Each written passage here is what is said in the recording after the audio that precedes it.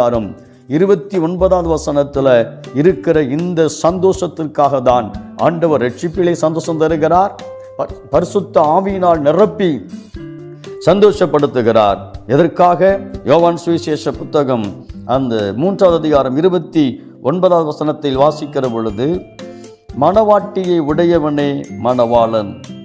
மணவானுடைய தோழனோ அருகே நின்று அவருடைய சொல்லை கேட்கிறவனாய் மணவாளனுடைய சத்தத்தை குறித்து மிகவும் சந்தோஷப்படுகிறான்.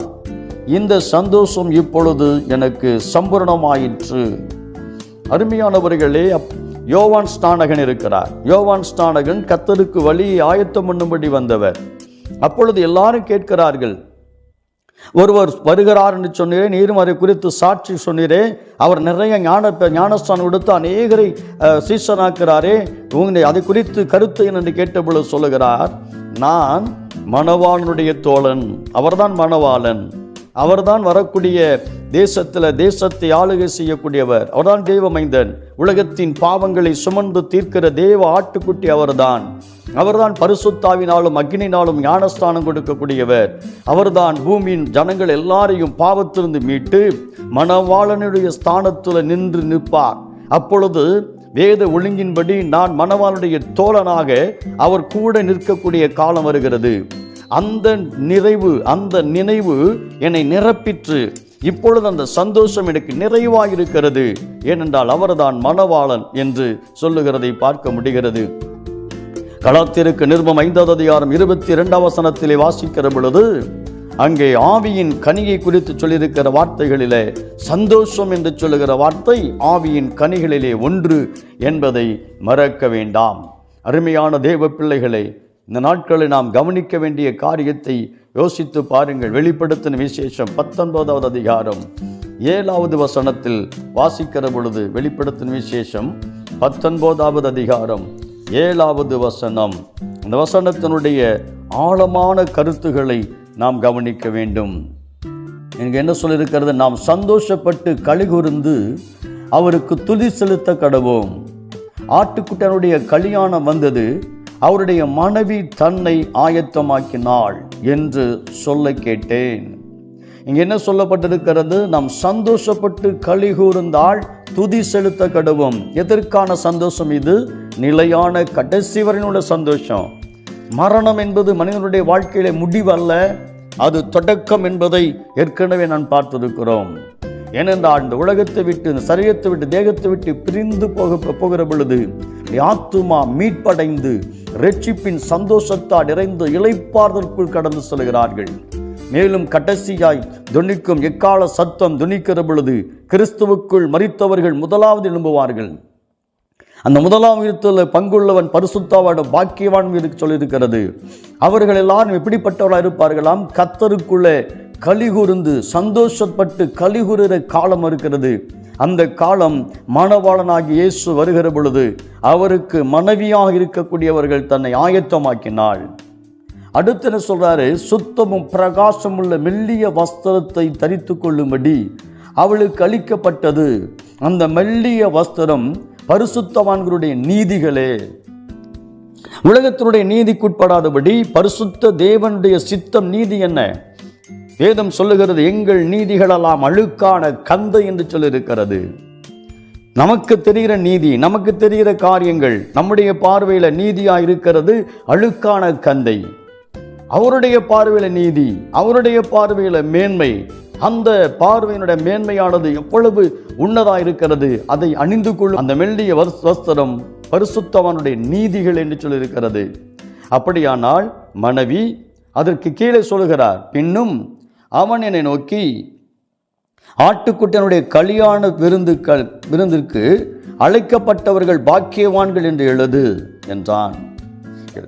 மணவாட்டி மணவாட்டியுடைய தோழி, மணவாளன் மணவாளுடைய தோழர்கள் மட்டுமல்ல, அழைக்கப்பட்டவர்கள். ஆனால் இப்பொழுது முதல் பலன் 3 பிரிவுகளாக இருக்கிறதை பார்க்கிறோம்.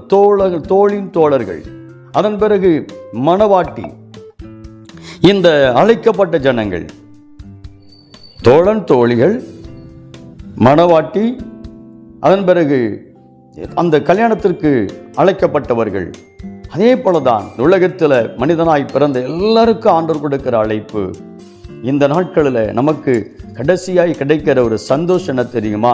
இந்த உலகத்தில் வாழ்ந்து வாழ்க்கையை முடிக்கிற பொழுது, இந்த உலகம் மறுரூபமாக்கப்படுகிற பொழுது, இந்த உலகம் முடிகிற பொழுது, ஆண்டவராகிய தேவன் நம்மை அவருடைய மனவாட்டி என்ற ஸ்தானத்தில் கொண்டு போய் நிறுத்த போகிறார்.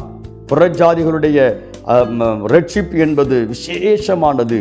இன்றைக்கும் யூதர்களுக்கு ரட்சிப்பு கிறிஸ்து இயேசு மூலமாய் வந்த போதிலும் புறக்கணித்து விட்டார்கள். இன்று ஒருவர் இயேசுவை ஏற்றுக்கொள்வாரானால் இந்த மகிமையான மேன்மையை அவர்கள் அடைந்து கொள்வதற்கு வாய்ப்பு இருக்கிறது.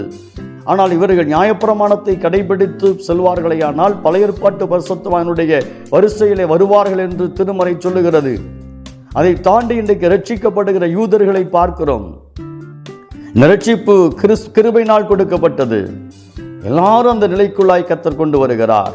எனக்கு அருமையானவர்களை, கடைசியாக உலகத்தில் தேவன் தெரிந்து கொள்ளுகிற பாத்திரமாய் மாற்றுகிறார். வார்த்தைகளை கேட்கிற எனக்கு அன்பு சகோதர சகோதரிகளை, மணவாட்டி ஆயத்தமாக்குறார். மணவானுடைய தோழன் சந்தோஷப்படுகிறான். கல்யாணத்திற்கு அழைக்கப்பட்டவர்கள் பாக்கியவான்கள். ஆனபடினால் சந்தோஷப்படுகிறவர்கள் துதி செலுத்த கடவோம்.